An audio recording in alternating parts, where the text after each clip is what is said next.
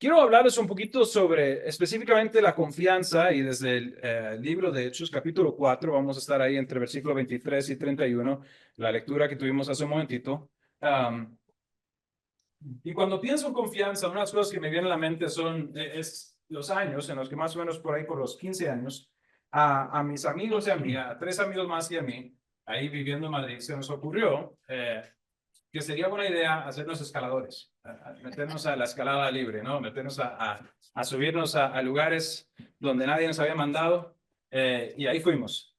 Claro, la realidad de nuestra economía es que no teníamos la plata para el equipo, pero nos dimos cuenta que si nos juntábamos, podíamos comprar el mínimo. Y lo que realmente se ocupaba, el mínimo era una cuerda y dos arneses. Y eso hicimos. Compramos una cuerda, compramos un par de arneses. Un amigo nuestro había de un campa, dijo, yo creo que sé cómo se hace. Yo conseguí una revista y empezamos a mirar fotos. No había YouTube.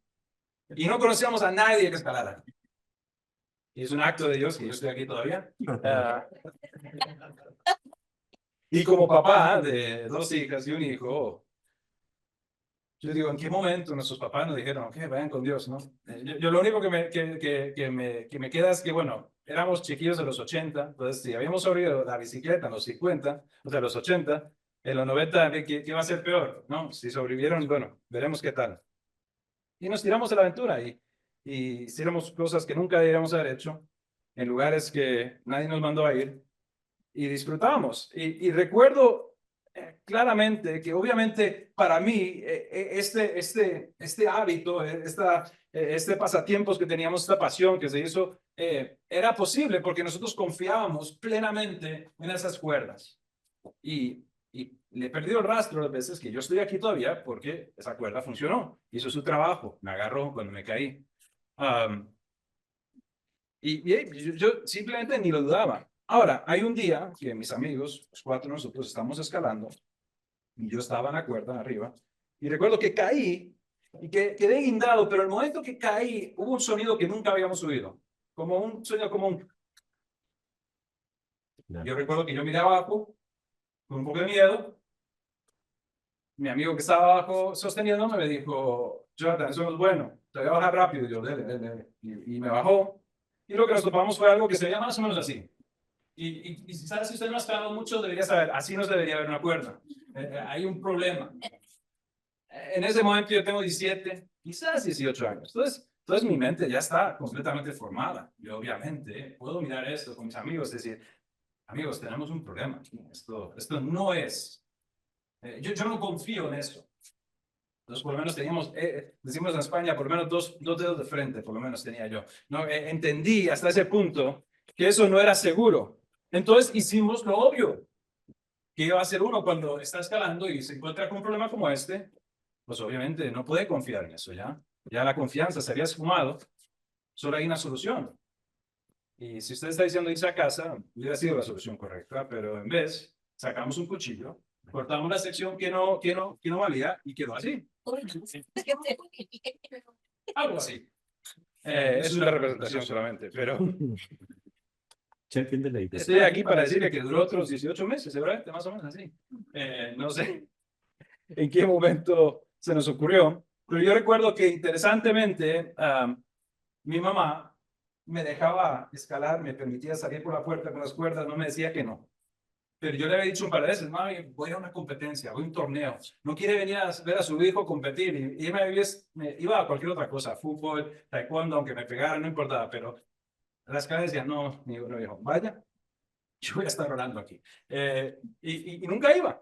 Y recuerdo que un día habíamos ido a visitar una zona del sur de España y yo me di cuenta que en ese lugar había un lugar donde no podía escalar. Entonces le dije a mi papá, vea, que en esa gruta hay gente que se junta a escalar, yo voy a ver si me prestan cuerda, va a escalar con ellos. Y dice, okay. Entonces yo voy y eso hice, conocí gente, hablemos, jale, va para arriba. Entonces yo estoy escalando una ruta que nunca había escalado en mi vida. Pero ¿dónde está mi confianza? En la cuerda. Menos mal, porque luego en un momento me di cuenta, mira abajo y el muchacho en vez de agarrar las cuerdas estaba buscando un cigarrillo ahí en la mochila. Pero bueno, es otro tema. Pero lo que yo no sabía es que a mi papá le nació la idea de llevar a mi mamá en un paseo. Y la llevó en este paseo, el cual terminó a la apertura de esta dieta y dijo, este tuco aquí, sentémonos un ratito a descansar. Y mi mamá se sentó, mi papá se sentó y estaban mirando para la gruta y ella dijo, Marvin, allá adentro parece que hay unos muchachos escalando. Dice, es verdad, vea, ¿por dónde? ¡Qué interesante! Y resulta que el muchacho que estaba arriba pues era yo. Y mi mamá empieza a afinar ahí la vista, empieza ya y dice, Marvin, ese no es Jonathan, ¿no? Y él dice, déjeme ver a él. Uy, puede ser que sí. Y en ese exacto momento, yo intenté hacer un movimiento, nunca había hecho esa ruta, y fallé. Y pasó lo que pasa. Uno cae varios metros y queda guindado a la cuerda. Yo confiaba en la cuerda. Yo estaba tranquilo. Mi mamá no. Mi mamá pegó un berrido, un grito. Señor Jesucristo, sálvalo. Yo recuerdo, eso retumbó en ese valle, sonó y yo me di cuenta y vi que ahí estaba mi mamá viéndome por primera vez en su vida escalar y yo casi me mato, ¿no? Mi tesis en esto sería que yo confiaba en la cuerda. Mi mamá confió en otra cosa. Mi mamá había puesto su confianza en el Señor, que Él iba a ser el que estaba en control en ese momento. Y eso es lo que quiero hablar hoy en este pasaje. Me fijé por el milagro de internet, me pude meter me metí a la máquina del tiempo y vi cuándo es que predicaba este pasaje, porque como iglesia vimos Hechos como un libro completo, y fue hace 3 años, febrero de 2022. Lo vi y dije, qué feo, andaba con una máscara, predicando con una máscara. Se me volvieron todos esos días como, qué mal. Pero recuerdo cuando estudié este pasaje y para mí este pasaje se quedó clavado en mi corazón. Fue una de esas cosas y no podemos decir que hay mejores pasajes que otros. Eso no se vale. El otro día estábamos en un lugar y vi en la pared un versículo y le dije a Sara, uy, me gusta mucho ese versículo. Y me dijo ella, bueno, qué bien, porque está en la Biblia. Entonces, está bien que le guste. Pero hay ciertos pasajes que a veces nos agarran y Dios los usa para un propósito especial. Y les tengo que admitir algo, esto no es la primera vez que he predicado este mensaje. Típicamente ustedes son los primeros en oír cuando predico un mensaje, pero en este caso no. Yo preparé este mensaje cuando estaba saliendo al principio de los 8 meses que estuvimos fuera. Y preparé este mensaje para mi corazón. Para lo que se venía. Para los que no saben, íbamos de camino a dejar a nuestro último hijo en Estados Unidos. Y sabíamos que eso significaba que habría cambios, que la vida no iba a ser igual. Y para un padre eso le da miedo. Y yo decía, Señor, yo necesito confiar. Y yo quería compartir con varias iglesias con las que estaba, quería compartir este corazón y que oraran con nosotros y que Sara y yo pudiéramos buscar esta confianza. Y creo que es un buen versículo y un buen pasaje para nosotros hoy también. Porque cada uno de nosotros necesitamos recordar en quién hemos confiado. Y eso es lo que quiero hablar un poquito hoy. Para dar un poco de contexto, echamos marcha atrás un poquito en nuestro pasaje de hoy. Necesitamos recordar que Pedro y Juan, la iglesia es súper joven, Hechos capítulo 4. Y Pedro y Juan están deambulando y se encuentran un hombre que está enfermo. Y por el nombre de Jesucristo, él es sanado. Y uno diría, qué bueno. Eso es bueno que ocurra eso, ¿no? Pero necesitamos recordar que en el contexto de Jerusalén, en el primer siglo, después de que Jesús había muerto, resucitado y había ascendido, ahora lo que hay es una enemistad muy grande hacia el mensaje de Jesucristo. Las personas con las que Pedro y Juan inicialmente van a lidiar son las mismas personas que abogaron, crucifícalo, crucifícalo, crucifícalo. Son los enemigos de la fe cristiana, son los enemigos de Jesús. Y ellos lo que más quieren es que el mundo se olvide de ese nombre. Entonces, vemos aquí las palabras de algunos de estos líderes diciendo, pero a fin de que no se divulgue más entre el pueblo, vamos a amenazarlos. Ellos están hablando, los líderes de Israel están hablando de esto, están diciendo esas palabras sobre Pedro y Juan y la iglesia. Dice, vamos a amenazarlos para que no hablen más a ningún hombre en este nombre. Cuando ellos llamaron, les ordenaron no hablar ni enseñar en el nombre de Jesús. Y quiero que recuerden este detalle. Este hombre que había estado enfermo había sido sanado no por Pedro, no, por el nombre de Jesucristo. Y le están diciendo, Pedro, Juan, ya basta. Ahora, si miramos los versículos entre medias, usted sabría, que quizás conozcan, que Pedro, muy respetuosamente les dice, señores, lo siento, pero yo tengo que obedecer a Dios y no al hombre. Y Dios me ha dicho qué. Iglesia, ¿qué mandato tenemos? Tenemos un mandato de ir a todas las naciones, predicando su nombre, haciendo discípulos y bautizándolos en nombre del Padre, del Hijo y del Espíritu Santo. Pedro entendía, Juan entendía, nosotros ojalá entendemos que no tenemos una opción, no hay una opción B. Pero yo digo, qué bien, Pedro. Pedro estaba hablando con alguien el otro día de esto, la semana pasada, sobre Pedro. Fantástico, Pedro. Está en un club exclusivo de dos personas que han caminado sobre el agua, ¿no? Es como, él me da esperanza porque es impetuoso, pero también se jala tortas pero veo cómo es restaurado. Pero es Pedro. Pedro es un apóstol. Juan es un apóstol. Esos son personas especiales, ¿no? No son como usted y como yo. Y eso quizás es lo que más amo de este pasaje. Es que la acción que yo estoy a punto de compartir con ustedes, que yo he aprendido en este pasaje, es que no es un ejemplo de un hombre, una mujer especial que hizo algo extraordinario porque era un apóstol, sino son personas como yo y como usted, como nosotros. Es la historia de cómo la iglesia, hermanos como ustedes y como yo, reaccionaron en un momento de crisis.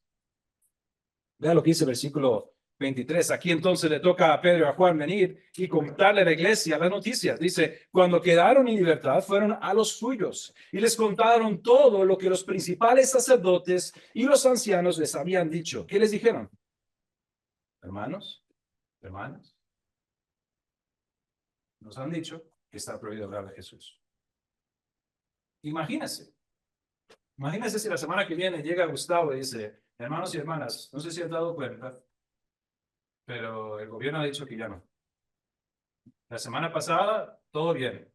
Podríamos predicar a Jesús, pero esta semana ya no.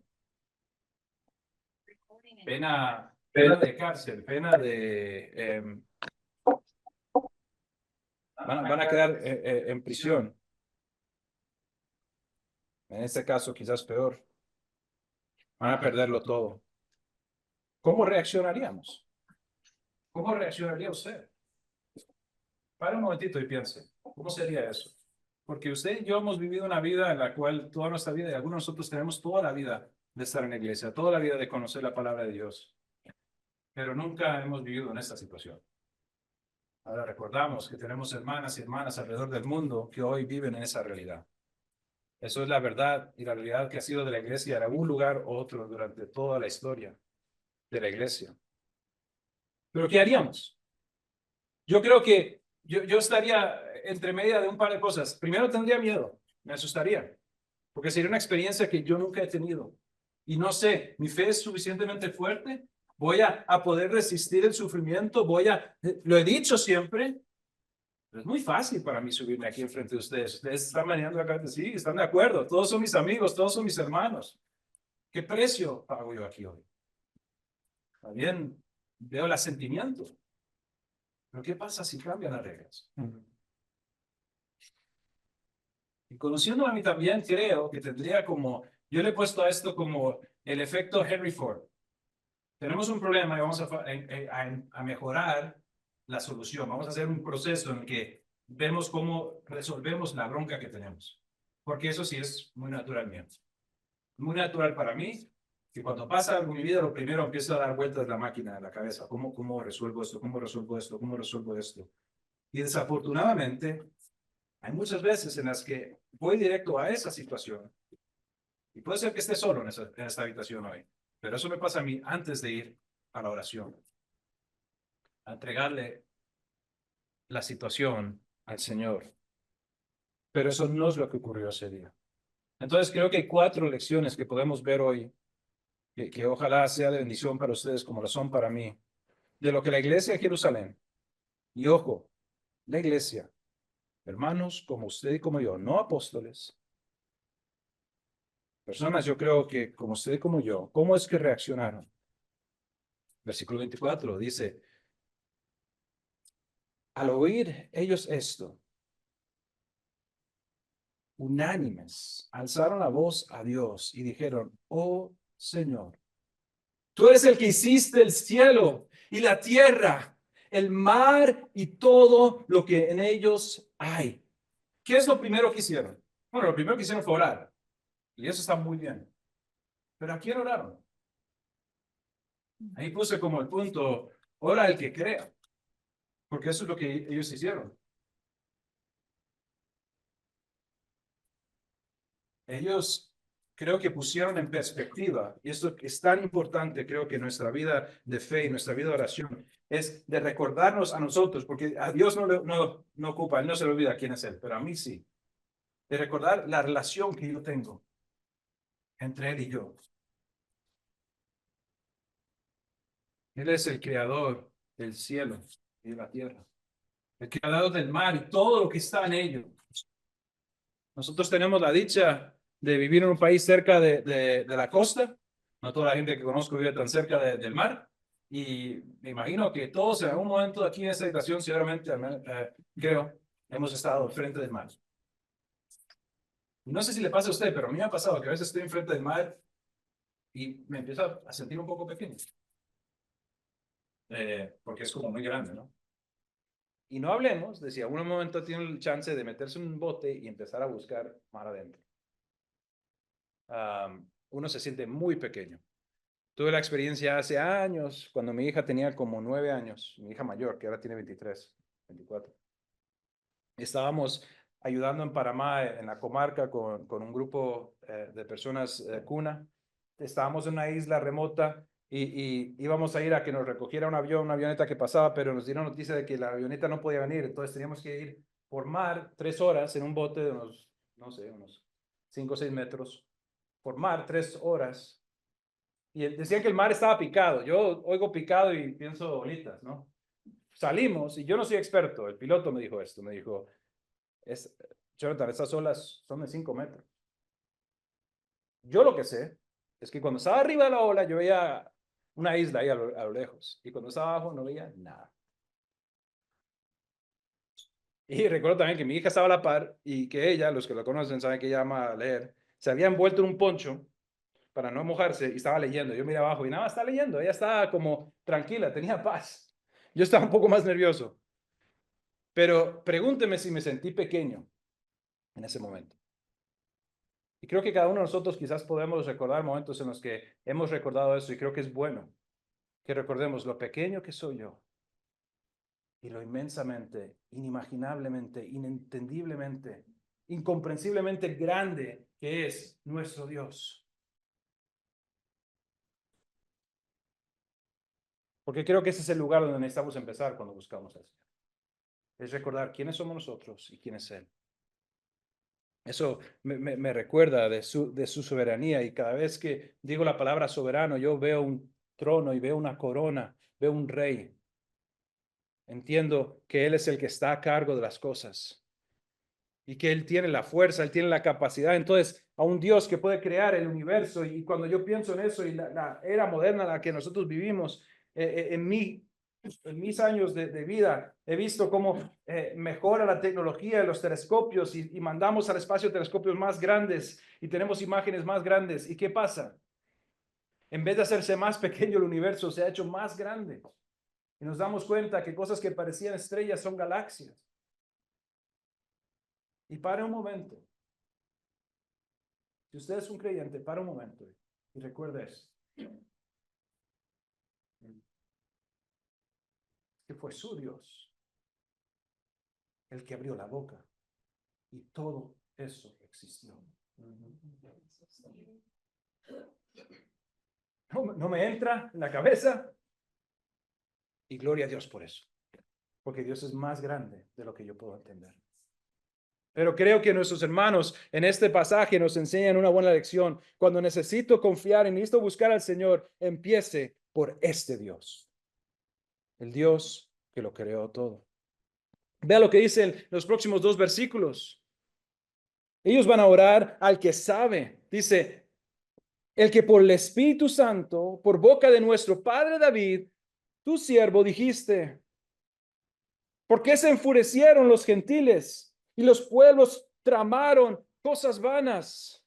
Se presentaron los reyes de la tierra y los gobernantes se jactaron a una contra el Señor y contra su Cristo. Esto está hablando de cómo David había escrito en los Salmos, había predicho lo que había pasado con Cristo. El hecho de que los judíos y de que el pueblo romano iban a venir en contra de Jesús y iban a crucificarlo con la idea de vamos a echarlo fuera. Nosotros podemos vencer. Nosotros tenemos la capacidad sobre la vida de ese hombre Jesús. Y durante 3 días tuvieron razón, según ellos. Pero ¿qué pasa? Que estamos a punto de celebrar el domingo que viene. Lo que hace que nuestra fe tenga sentido, la resurrección del Señor Jesucristo. Eso dice cosas vanas. Pero ¿sabe qué? Para que esa declaración que por el Espíritu Santo, por boca de nuestro David, tu siervo, dijiste cientos de años atrás, ¿qué significa? Me recuerda un hecho, no solamente que Dios es inmensamente grande y poderoso, sino es un Señor que sabe, Él conoce. Y cuando miro esa congregación, yo conozco las historias de tantos de ustedes. Y sé que ustedes como nosotros, como Sara y yo, hemos pasado por momentos en los cuales hay una llamada, hay una noticia. Y nosotros decimos, ¿cómo puede ser eso? Nunca pensé que eso iba a ocurrir. Pero como creyentes, el Señor que tenemos es uno que no le agarra nada por sorpresa. No hay nada que Él no sabe de antemano. Entonces nuestros hermanos en este caso no solamente están orando a un Dios creador, un Dios poderoso, un Dios que no conoce límites, sino un Dios que también sabe y que cuando estoy en la crisis, a mí me puede agarrar por desprovisto. Yo puedo estar sorprendido, pero Él no. Y puedo ir a Él y preguntarle, Señor, ¿qué está pasando? A ese pensamiento le sigue el siguiente pasaje.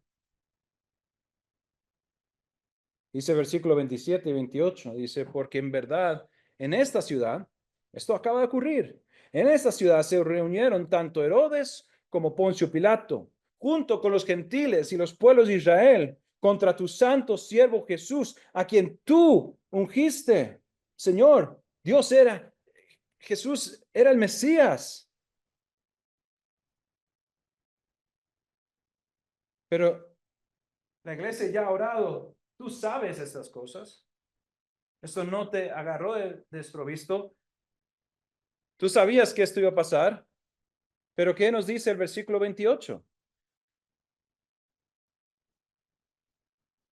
Veamos lo que dice el versículo 28. Dice, para hacer cuanto tu mano y tu propósito habían predestinado que sucediera. Entonces, ¿qué me enseña esto sobre el Dios al que estoy orando? Que no solamente es un Dios que es poderoso, y no solamente es un Dios que lo sabe todo, sino es un Dios que tiene las cosas bajo control. Y no sé usted, pero cuando yo estoy en una situación en la que yo me doy cuenta que yo no sé lo que está pasando y que definitivamente tengo que admitir yo no tengo el control en esta situación, para mí me trae suma paz. No digo que hace que se esfume el problema o la ansia o el sufrimiento, pero es de tanta bendición saber que al Dios al que estoy orando es un Dios poderoso, un Dios que sabía que esto iba a pasar y no solamente eso, sino que está en control. Ahora, cuando pensamos en estas cosas, quizás nos viene a la mente versículos como Romanos 8:28, que dice que sabemos que para los que aman a Dios, todas las cosas cooperan para bien. Esto es, para los que son llamados conforme a su propósito. Aquellos que están en Cristo, estas cosas son para bien. Pero dígame usted, ¿siempre sentimos? ¿Se sienten como que son para bien? No sé usted, pero para mí a veces no. Y Santiago nos ayuda un poquito con eso, ¿no? Dice, tengan por sumo gozo. Qué bueno, vienen buenas noticias. Hermanos míos, cuando se hallen, ¿qué? Diversas pruebas. Bueno, dije presas, eso será sí, quizás será algo psicológico, ¿no? En diversas presas, el sumo gozo, no, pruebas, sabiendo que la prueba de su fe produce paciencia y que la paciencia tenga su perfecto resultado para que sean perfeccionados y completos sin que nada les falte. Yo sé que todos nosotros quizás en algún momento hemos oído, hemos creído que si ponemos nuestra fe completamente en Cristo, somos creyentes y declaramos que somos de Él, que todas las cosas nos van a ir bien. Pero ojalá vamos aprendiendo también que según la Biblia no funciona así. La Biblia no nos enseña eso. Más bien la Biblia enseña que el creyente va a pasar por dificultades. Esta bronca en la que se encuentran nuestros hermanos en Jerusalén en el primer siglo no es por falta de fe, no es porque se portaron mal, más bien es porque están haciendo lo que Jesús dijo que hicieran. Y como él mismamente dice que va a haber tribulaciones, va a haber dificultades, es que la realidad es que vamos a pasar por cosas que son buenas, Romano nos enseña, pero son difíciles, son duras, y quizás ni siquiera comprendemos. Entonces, ¿cómo lidio con eso? Vean lo que ellos dicen al final. Y creo que aquí es en el cual ya han declarado y creen y están descansando en esta verdad. Ellos se encomiendan y oran al que da poder. Vea lo que dice. Ahora, Señor, considera sus amenazas. Señor, escucha lo que estos líderes que tienen poder sobre nuestra vida están diciendo. Y permite que, porque yo a veces digo, bueno, yo si no estuviera leyendo esto por primera vez y llego a esta parte y leo el permite, yo digo, bueno, si soy yo, dice, permite que este problema se vaya, ¿no? Permite que se hagan cristianos, estas personas que nos odian, para que cambie su corazón. Permite que nos inviten a todos a un crucero a otro país donde no hay bronca. Eso soy yo, muchas veces, buscando la salida, buscando que se esfume el problema. Pero ¿qué dicen ellos? Ellos no piden liberación, ellos no piden ni siquiera auxilio. Ellos dicen que tus siervos hablen tu palabra con toda confianza. Ellos no piden salir del aprieto.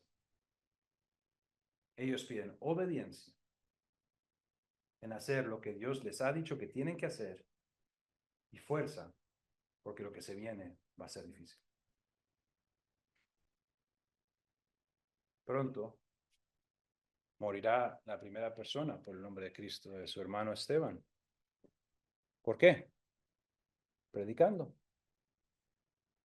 Predicando, siendo fiel, siguiendo este ejemplo. Dices, mientras extiendes tu mano para que se hagan curaciones, señales y prodigios, ¿mediante qué? El nombre de tu santo siervo Jesús. ¿Recuerdan, hermanos, qué les metió en ese problema?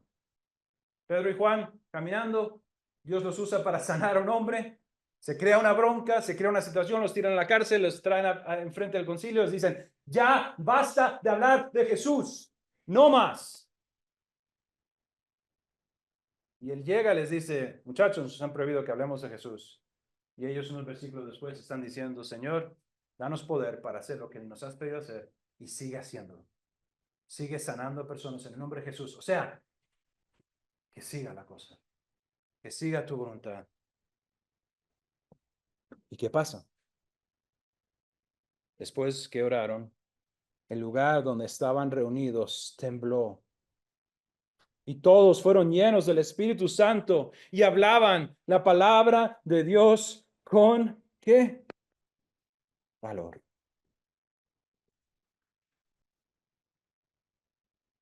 Hermanos y hermanas, hemos sido llamados a una vida que no siempre va a ser fácil. Una vida que nos va a llevar a veces a valles oscuros. A una fe en la cual nosotros vamos a pasar por situaciones en las cuales el Señor y la voluntad que Él tiene para nosotros, aunque es perfecta, no es de mi agrado, no es de su agrado. La pregunta es que si nosotros vamos a buscarle a Él y poner nuestra confianza completamente en Él, ¿en qué está usted confiando?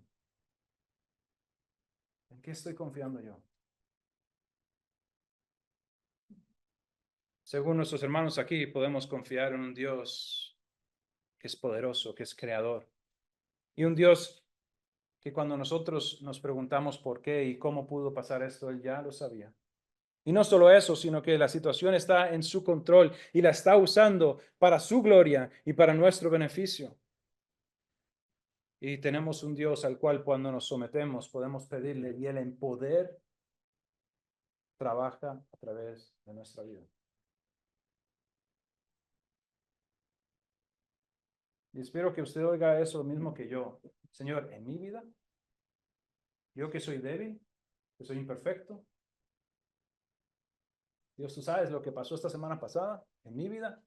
Sí, porque es mi fuerza, es mi poder, no el tuyo. Es el poder de Dios trabajando a través de nosotros en el cual estas cosas ocurren.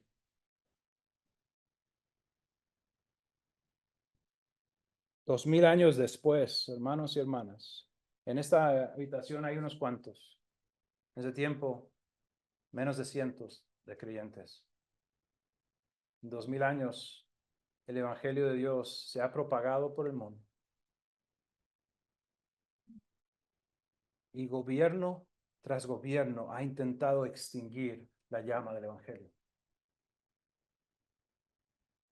Pero ¿saben por qué nosotros todavía conocemos de Cristo? Por dos razones, según yo lo pienso. Uno, porque es la voluntad de Dios y Él no va a dejar que las puertas del Hades prevalezcan en contra de la iglesia. Y porque hermanos como usted y como yo se han sometido a la voluntad de Dios y han sido fieles para hacer a lo que fueron llamados. Hay unos versículos aquí al final que quiero compartirles porque a mí me da gozo oír cómo creo que el Señor siempre va por delante de estas situaciones y Él está preparando y Él tiene verdades que creo que en algunos sentidos eran bendición ya para ellos y otros son bendiciones para nosotros y lo serían para ellos en el futuro. Vean Lucas capítulo 12, el 11 y 12, dice cuando los lleven a las sinagogas. ¿Quién está hablando aquí? Jesús. Jesús está hablando a sus discípulos y les dice, uy, como que Él sabe lo que va a pasar ya. Y les dice, cuando los lleven a las sinagogas ante los gobernantes y las autoridades, no se preocupen de cómo o de qué hablarán en defensa propia o qué van a decir, porque el Espíritu Santo en esa misma hora les enseñará lo que deben decir. ¿Eso fue verdad o no? ¿El Señor fue fiel a esta promesa? ¿Sí o no? ¿El Señor va a ser fiel a esa promesa hoy? Ojalá digamos amén. Ojalá creamos. Ojalá eso sea una realidad en mi vida. Vea Mateo, otra vez el Señor Jesucristo dice, por eso les digo, no se preocupen por su vida, qué comerán o qué beberán, ni por su cuerpo, qué vestirán. ¿No es la vida más que el alimento y el cuerpo más que la ropa? Para mí es importante esto porque yo amo mucho este cuerpo, y amo mucho la comida, y a veces me preocupo por esas cosas. Pero ¿puedo confiar en el Señor? Aquí tengo un par de versículos más y creo que aquí está parte del corazón de la necesidad para que esto funcione, para que usted y yo podamos realmente vivir de esa manera. Creo que está esa palabra, ya está subrayada y la voy a marcar otra vez. Hermanos, él dice, humíllense. Dice, humíllense pues bajo la poderosa mano de Dios. Ahí es donde creo que tenemos que empezar. Porque se acuerdan que yo dije que cuando esas cosas vienen a mi vida, yo empiezo a pensar cómo Jonathan va a resolver ese problema. ¿Por qué? porque yo de alguna manera he hecho que Dios sea pequeño y yo sea grande.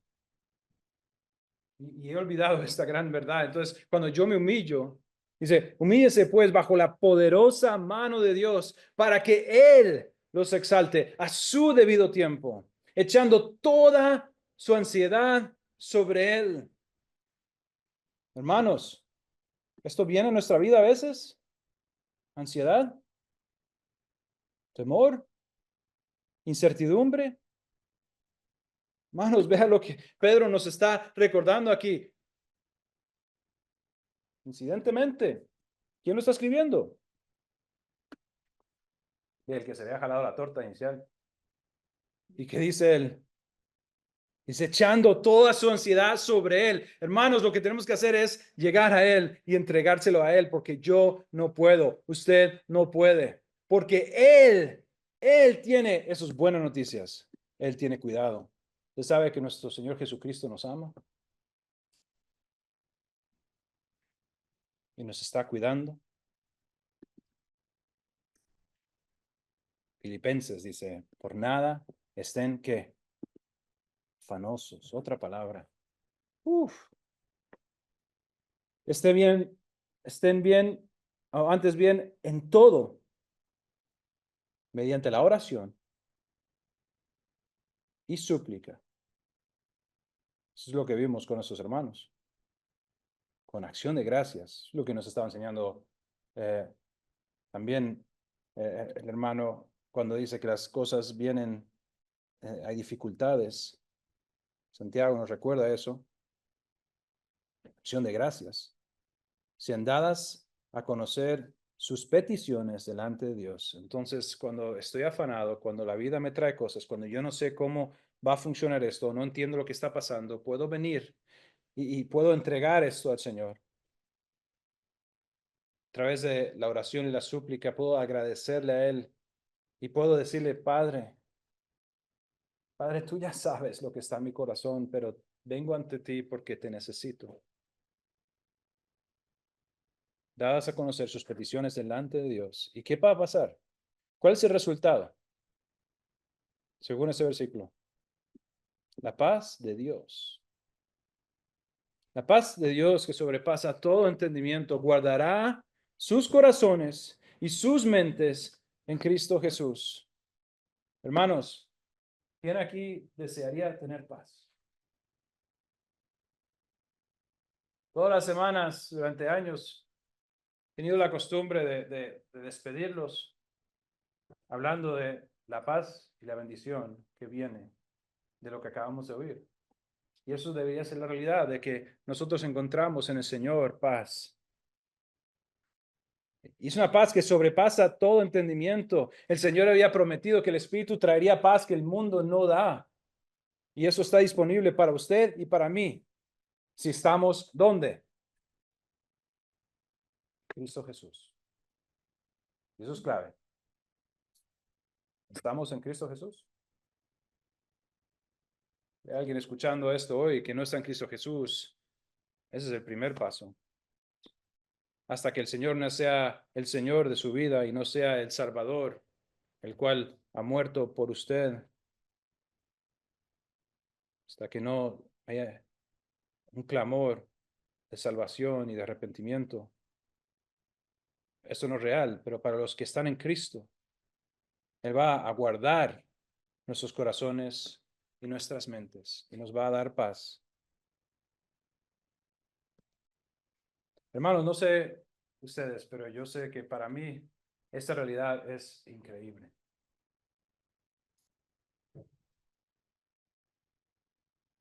Les había compartido a los que tienen tiempo con nosotros, estuvieron con nosotros cuando dejamos a nuestra primera hija. Y he bromeado que ese domingo dejé un rastro de babas por aquí y lágrimas, porque estaba hecho una magdalena y me fue mal. Y yo le pedí al Señor, Señor, ayúdame, dame gracia, dame paz, dame todo el consuelo, ayúdame con estos sentimientos. Y fuimos y la dejamos y volvimos. ¿Y saben qué? Dios no cumplió. Mentira. No, más bien tuve más paz de la que yo me podía imaginar. Y yo les he dicho a ustedes, Les pedí perdón, les dije, su pastor no confió en el Señor. Yo me sorprendí cuando vino la paz. Y llevamos a nuestra segunda hija. Iba con un poco más de confianza. Dije, bueno, Señor, ya vengo otra vez. Toca otra vez. Y ya vi que lo puedes hacer, pero ayúdame, porque me cuesta. Y después llevamos a nuestro hijo hace unos meses y lo dejamos hace unos meses, en enero. Y ahora digo, esta se ve diferente, Señor. Esta es como que ya la casa vacía, más callada, otra vibra. Yo no sé. ¿Y qué piensan que el Señor ha hecho? Ha sido fiel. Nos ha dado paz. Más paz de la que yo podía imaginar. Entonces no les traigo esto solamente diciendo, vea, la Biblia lo dice y es verdad, porque lo es. Pero es verdad en nuestras vidas cuando nosotros completamente confiamos en Él. Y mi invitación es que oren por Sara y por mí, que nosotros continuemos haciendo esto, poniendo nuestra confianza en el Señor. Y yo oro por ustedes para que cada uno de nosotros confiemos en el Señor, con las luchas que yo sé que cada uno de nosotros tenemos en nuestro corazón y en nuestras vidas. Porque todos estamos pasando por cosas diferentes, pero todos necesitamos desesperadamente entender esta verdad y arrojarnos al pie de la cruz y decir, Señor, solamente tú puedes. Solamente en ti puedo depender. Ojalá eso sea el corazón que el Señor nos da, que el Señor da a la iglesia cuando trabaja en nuestros corazones. Vamos, Señor, oración. Padre Celestial,